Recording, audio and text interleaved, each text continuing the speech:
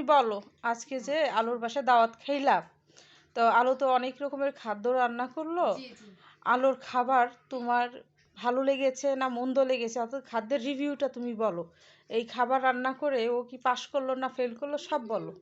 হ্যাঁ, আমি নীলা চৌধুরী আলোর বাসায় আসছি। আলো দাওয়াত দিছে, ঠিক আছে। আলো ইলিশ মাছ ভুনা করেছে, গরুর মাংস আলু দিয়ে রেঁধেছে, শুটকি ভর্তা করেছে, এবারে কি ডাল ভর্তা করেছে, ডাল রেঁধেছে, মাছ ভর্তা করেছে, ভাত, চিংড়ি ভাজা, তারপরে লেবু, কাঁচামরিচ, সালাদ, লবণ, সবই।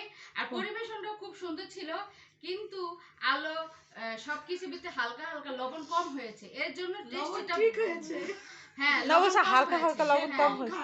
তারপর লবণের জন্য মানে খাওয়াটা টেস্ট হয় না, কারণ আমি তো একটা পাক্কা গৃহিণী। আমি অনেক কিছু, আমি 100 জনের রান্না রাঁধতে পারি, কিন্তু আলো রান্নারা ওরকম ভালো হয় নাই। যদি ভালো হতো তাহলে আমি বুঝতে পারতাম, কিন্তু ওরকম ভালো হয় নাই। তারপর সবটাই ভালো হয়েছে, মানে তেল সবকিছু ঠিক আছে, কিন্তু লবণটা এটাই খুব খারাপ, এর জন্য আলো ফেল। তোমার কি মনে আছে আলো বুটের ডাল দিয়েছে একবার গরুর মাংস রান্না করছিল, কি বলছিলাম আমরা? আলো তুমি কোন হাত দিয়ে রান্না করছিলে?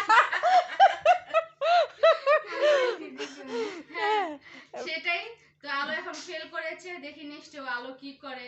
আবার দাওয়াত দিবে, লবণটা কম হয়েছে। এবার আলো তুমি শোনো, এদিকে তাকাও। তোমার যে খাবার সম্পর্কে এই যে সব মন্তব্য করলো, তুমি এর বিপক্ষে কিছু বলবা? যে তোমার খাবার সম্পর্কে বলো, এই যে মন্দ কথাগুলো যে বলে দিল। আমি খুব খুশি, ওনারা খাবার শেষ তো করছে। খাবার তো মনে থাকে না, খাবার যদি খাবার শেষ করতে আমি বলতাম, তাহলে আলো আমার সামনে তো সব খাওয়া নিয়ে যেত। আমি এত দূরে আছি, খুব ক্ষুধার্ত, এখন আমি তো এটা বলতে পারি না, আগে খাই তারপরে আমি রিভিউ দেই। না খেয়ে রিভিউ দিলে তো খাওয়া শেষ হয়ে যাবো, ঠিক না?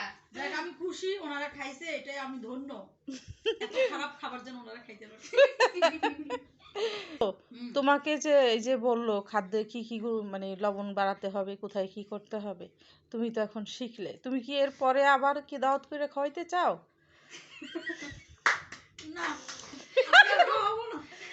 আমি কিন্তু কিছু বলিনি। আমার তো খাদ্যের আর খাওয়াবো না, আমি আর খাওয়াবো না, এটাই খাওয়াবো।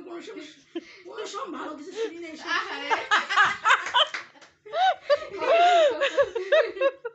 কোনো সময় প্রশংসা করো না কেন? এই তুমি বলো, তুমি কেন প্রশংসা করো না? নাও খাওয়াতে চাই, আমরা সবাই এসে ওর বাসার দুয়ারে এসে দাঁড়ায় থাকবো, না কোথায় যাবো? আমি যাই শুধু খামুই। এবার নেক্সট আমরা কার বাসায় দাওয়াত খাবো বলো? তোমার বাসায়। আমি তো ভাবছি তোমার বাসায় যাব। সমস্যা নেই, যার বাসায় আগে যাইতে পারো, কোনো আমি তো বলি ওয়েলকাম, আসো যে কোনো সময়। আলো বলছে তুমি নাকি আমারে দেখতে চাও, খুব দেখতে চাও, তাইলে এই কি তার নমুনা? তোমার বাসায় নিয়ে যাও, নিয়ে ইচ্ছা মতো খাওয়াও। শুভর মা তুমি বলো, আজকের খাবার কেমন ছিল? আমার কাছে তো ভালোই লাগছে। মন্দ লাগে নাই কিছু? না, একজনের বাসা দাওয়াত খেতে আসে, আমার জন্য রাইতে উনি খাইতে, আমার কোনো বাত নেই। হ্যাঁ, ভাত না ভাত, মানে কোনো আর শুনেন, আমি একটা কথা বলি, আমি তো পাক্কা রাঁধুনি, আমার তো একটা স্টাইল আছে, আমার অবশ্যই। কি আছে? কি আছে এটাই তো খুঁজতেছি, কি আছে তদন্ত করলে বেরিয়ে আসবে। হ্যাঁ, আমি তো অনেক রান্না করি, আমি 100 জনের রান্না করি, তো আমি তো সবকিছু রাঁধতে জানি, কোনটা কি হয়েছে না হয়েছে সেটা তো আমি জানি। তা তুমি ওই 100 জন পাও কোথায়? 100 জন কদিন পর পর আমাদের গেস্ট আসে, গেস্টের জন্য আমার রাঁধতে হয়। ওই 10 জন 5 জন করে যোগ করে করে বিভিন্ন সময় তোমার 100 জন হয়।